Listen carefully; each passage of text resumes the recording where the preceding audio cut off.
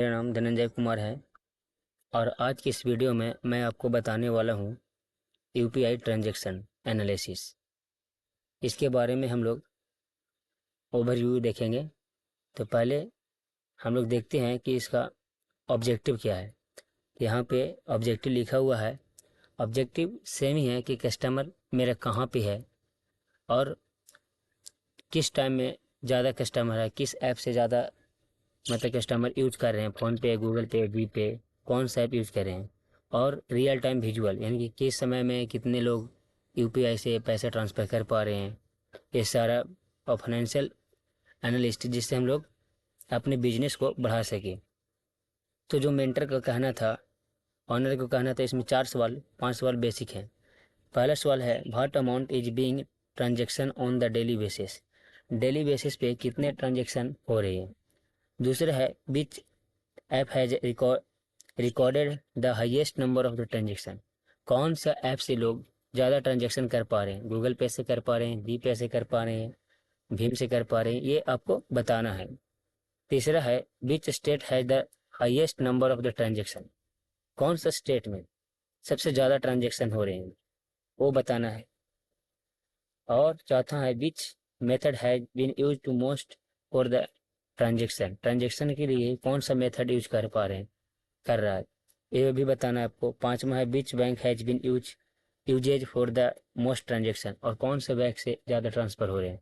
ये हमें 5 बेसिक सवाल बताने हैं। तो सबसे पहले मैं आपको इसका डाटा बता देता हूँ जो ये हमारे पास है। ये हमारे पास 5 लाख का डाटा है, 5 से 6 लाख का डाटा है। ये हमने कहीं से डमी डाटा डाउनलोड किया था। अब इसी को एनालाइज करके हमने एक यूपीआई ट्रांजेक्शन एनालिसिस डैशबोर्ड बनाया है ताकि फ्यूचर में मैं अच्छे जॉब पा सकूं, क्योंकि मुझे सपना है डाटा एनालिस्ट बनने का। तो चलिए पहले हम लोग इसको समझते हैं। तो अब यहाँ पे डाटा पे देख रहे हैं ये सब, इसमें क्या क्या है, transaction ID, transaction date, day, transaction hour and UPI app, customer, ये वगैरह वगैरह हैं। ये आपको समझने की ज़रूरत नहीं है। जैसे कि पहले मैंने बताया था कि इसमें फ़िल्टर लगाकर मैंने डमी डाटा हो गया, एमपीटी डाटा हो गया, नल वैल्यू हो गया, सारा मैं क्लियर कर दिया हूँ। मैं इसके मतलब कि डाटा क्लीनिंग कर दी हूँ। डाटा क्लीनिंग के बाद मैं एनालाइज किया हूँ कि इसमें क्या क्या हमें ज़रूरत पड़ेगा। इतना करने के बाद मैंने आगे बढ़ा। अब चलिए हम ओवरव्यू देते हैं जो हमने बनाया है। तो ये आपके सामने है। जैसे ऊपर में लिखा हुआ यूपीआई ट्रांजेक्शन एनालिसिस डैशबोर्ड 2026, नीचे में है real time overview of UPI transaction. अब यहाँ पे देख रहे हैं ये ज़रूरी नहीं है कि सिर्फ फ़ोन पे का है, ये सभी यूपीआई जितने भी ऐप हैं जैसे गूगल पे, फ़ोन पे, पेटीएम, भीम, ये सारे क्या है, मैंने 3 का लोगो लगा रखा है। बाकी आप समझो कि सारा है। अब जैसे कि पिछले वीडियो में बताया था कि ये फ़िल्टर लगे हुए हैं, इसमें 4 फ़िल्टर लगे हुए हैं, पिछले वाले में 3 फ़िल्टर लगे हुए थे। अब यहाँ पे हमारे 1 2 3 4 5 केपीआई है। केपीआई माने इम्पोर्टेंट होते हैं मतलब कि डैशबोर्ड बनाने के लिए। तब यहाँ पे देख रहे हैं कि टोटल ट्रांजेक्शन है, यानी कि कितने ट्रांजेक्शन हुए हैं, वह पूरा अमाउंट नीचे शो हो रहा है।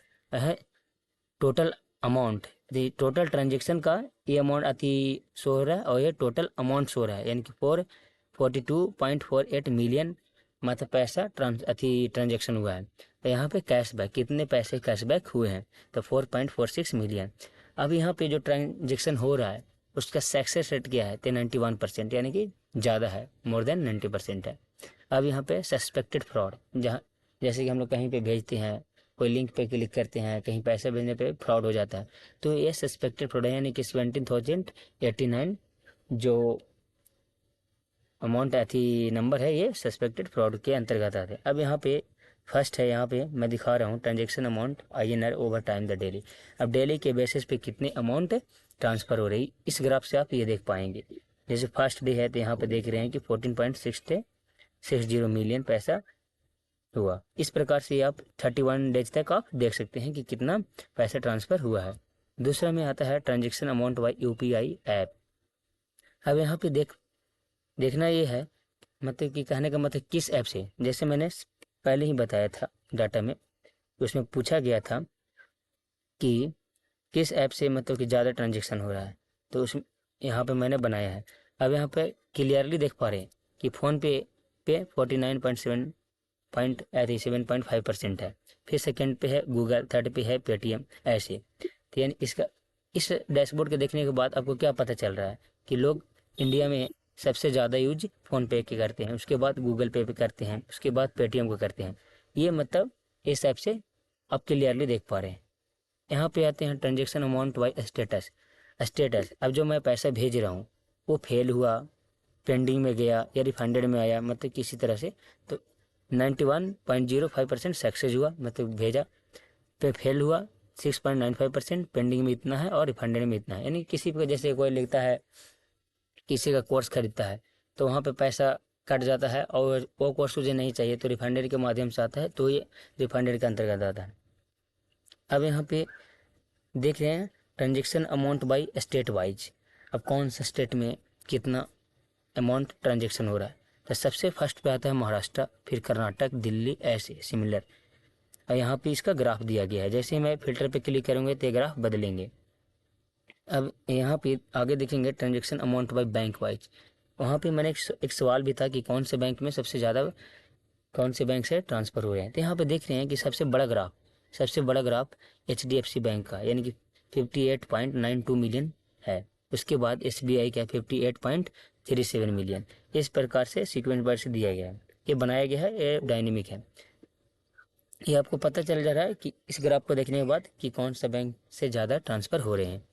फिर है transaction amount by payment mode, कौन सा मोड से मतलब कि ट्रांजेक्शन किया जा रहा है, UPI ID से, QR स्कैन से, मोबाइल नंबर से, या कलेक्ट रिक्वेस्ट या बैंक अकाउंट से, कैसे पैसे भेजे जा रहा है। तो ज़्यादातर लोग UPI ID से यूज कर रहे हैं, इसके बाद QR स्कैन से, फिर मोबाइल नंबर से, और कम बैंक अकाउंट से। ये देखने के बाद क्लियरली पता चल जाता है।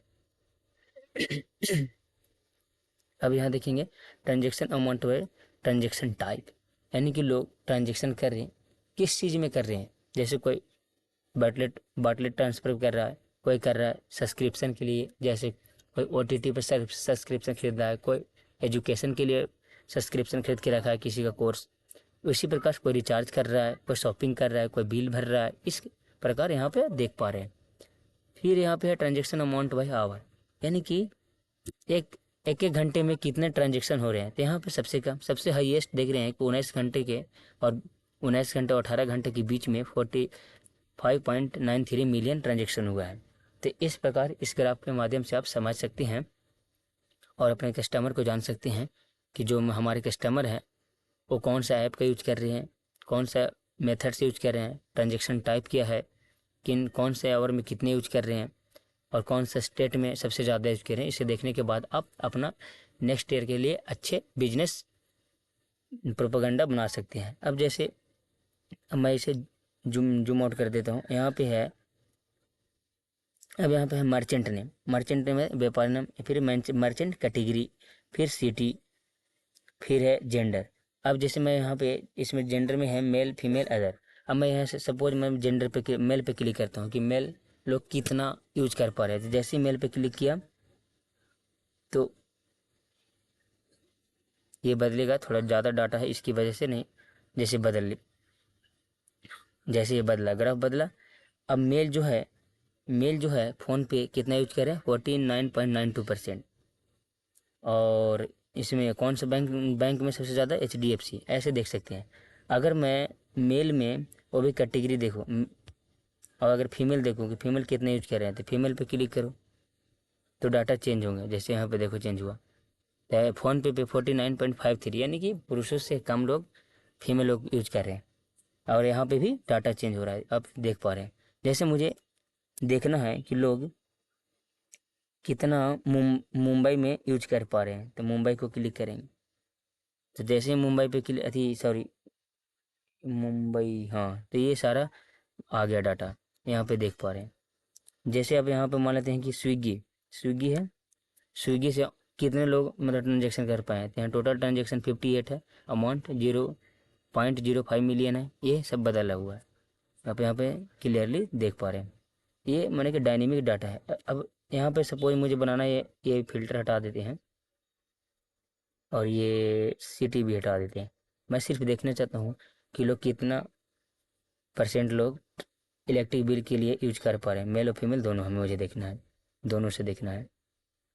तो आप यहाँ पे देख रहे हैं कि टोटल 183 ट्रांजेक्शन हुए हैं, जिसमें पैसा कितना टोटल अमाउंट हुआ है 0.46 मिलियन, यानी कि सिर्फ इलेक्ट्रिक बिल, क्योंकि यहाँ पे इलेक्ट्रिक बिल फिल्टर लगा हुआ है और किसी पे नहीं लगा हुआ है, इसलिए अगर मैं इसी को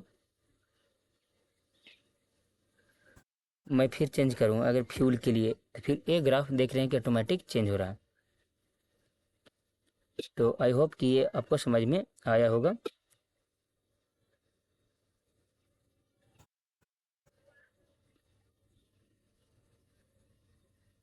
अब इसे फिल्टर को हटा देते हैं सारा में से। ये मैंने डायनेमिक देख रहे हैं कि जैसे जैसे मैं फिल्टर लगा रहा हूँ वो अब ये ऑटोमेटिक चेंज होते जाता है। अगर विश्वास नहीं है तो एक बार और, जैसे सपोज मुझे किस चीज़ का देखना है, जैसे एजुकेशन पे देखना है, एजुकेशन यहाँ पे फिल्टर किया, और वो भी देखना है कोलकाता में देखना है, कोलकाता में वो भी सिर्फ मेल लोग के लिए देखना है। तो यानी कि एजुकेशन कलकत्ता में लोग कितने मेल ट्रांजेक्शन किए हैं, तो ये सारा अमाउंट दिखा रहा है आपके पास। अब ये समझ गए हो, उतना भी अब समझाने की ज़रूरत नहीं पड़ेगी। बस ये मैंने बनाया था सिर्फ अपने लिए, ताकि ओवरव्यू इसलिए दे रहा हूँ ताकि मुझे दिखाना पड़े तो मैं ये दिखा पाऊँ।